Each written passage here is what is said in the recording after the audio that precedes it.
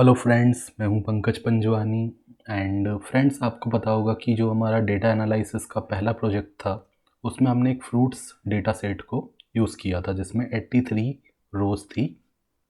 तो वो data set मुझे मेरे क्लाइंट ने दिया था एंड उसमें मुझे कहा गया था कि मुझे कुछ ऑपरेशंस परफॉर्म करने हैं, एनालिसिस करना है, फिर क्वेश्चंस दिए हुए थे तो उन क्वेश्चंस को सॉल्व करना है। तो वो जो डेटा सेट मुझे मेरे क्लाइंट ने दिया, मेरे कस्टमर ने जो दिया, तो वो कुछ इस तरीके का था। मुझे एक नोटपैड की फ़ाइल में डेटा सेट दिया गया, ठीक है। तो जनरली हमें जो है एक CSV फ़ाइल चाहिए होती है, ठीक है, जिसको हम इजीली रीड करके हमारे डेटा फ्रेम वेरिएबल के अंदर ला पाएँ। तो लेकिन मुझे जो डेटा दिया गया वो कुछ इस तरीके का था, मैं आपको दिखाता हूँ। टेक्स्ट फाइल थी, जब मैंने उसको ओपन किया तो वो इस तरीके से कॉमा सेपरेटेड तो था, बट वो मेरे पास एक एक्सेल की फ़ाइल में नहीं था। तो मैंने क्या किया कि ये जो डेटा सेट है, ठीक है, इस डेटा सेट को कैसे मैं एक CSV फाइल में कन्वर्ट कर सकता था। तो मैं इसको अगर ट्राई करता हूँ ओपन विथ, ठीक है, ओपन विथ का ऑप्शन आ रहा है, क्या मैं इसको एक्सेल के साथ ओपन कर सकता हूँ? Choose another. तो यहाँ पे मुझे एक्सेल का ऑप्शन तो दिख नहीं रहा था, ठीक है। तो अलग अलग तरीके हो सकते हैं, बट मैंने कैसे इसको एक्सेल की फ़ाइल में अलग अलग फॉर्मेटेड वे में कैसे मैं इसको लेके आया वो मैं आपको बताता हूँ। तो मैंने क्या किया, सबसे पहले तो इसका जो डेटा है वो कॉपी कर लिया, ठीक है, सारा का सारा डेटा कॉपी किया। मुझे एक्सेल फाइल में चाहिए था तो मैंने इसको एक्सेल से ओपन करके देखा, बट वहाँ पे मुझे प्रॉब्लम आई कि जो सारा का सारा डेटा था ना, एक ही कॉलम के अंदर आ गया था।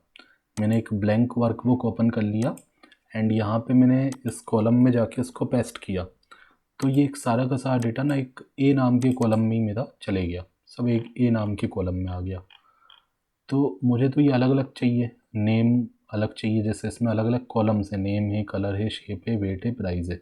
तो वो अलग अलग कॉलम में आ जाए, उसका डेटा भी अलग अलग कॉलम में आ जाए। तो उसके लिए फिर मैंने जो यूज़ किया, तरीका जो मैंने समझा, तो वो मैं आपके साथ शेयर कर रहा हूँ। अलग अलग तरीके वैसे हो सकते होंगे, ठीक है। तो मैं आपको बताता हूँ मैंने क्या किया। मैंने इसको सिलेक्ट कर लिया, पूरे कॉलम को, सारे के सारे कॉलम को मैंने सिलेक्ट कर लिया। उसके बाद मैं गया डेटा के अंदर। ऊपर आप देख रहे हो अलग अलग टेप दिए हुए हैं, तो मैं डेटा टेप के अंदर गया। डेटा टेप के अंदर मुझे दिखेगा यहाँ पे टेक्स्ट टू कॉलम्स, ये टेक्स्ट टू कॉलम्स लिखा हुआ, ये टेक्स्ट के फॉर्म में था, मुझे इसको कॉलम्स के फॉर्म में करना था।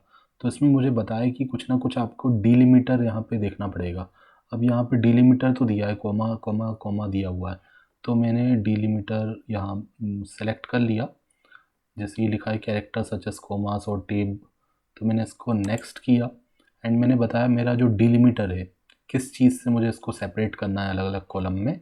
तो टेप से नहीं करना, मुझे इसको कॉमा से करना है, क्योंकि मेरे डेटा सेट में कॉमा दिया हुआ है।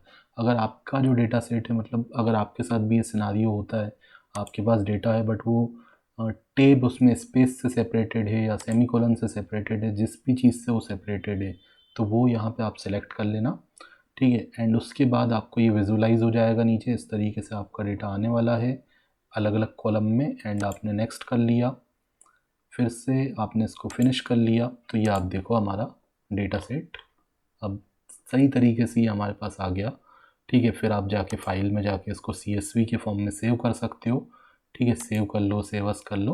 तो आप यहाँ पे बता सकते हो कि किस फॉर्म में आपको इसको सेव करना है, ठीक है, जिस PC में करना है, जहाँ पे भी करना है, लोकेशन सेलेक्ट करके आप उसको CSV फाइल के फॉर्म में सेव कर लो, ठीक है। यहाँ पे ऑप्शन आता है, जैसे मैंने CSV लिया, CSV MS DOS ले लेता हूँ, ठीक है, या फिर ये वाला ले लिया, ठीक है। तो इस तरीके से मैंने उसको सेव कर लिया फाइल को, ठीक है, बुक 1 जो भी नाम देना है।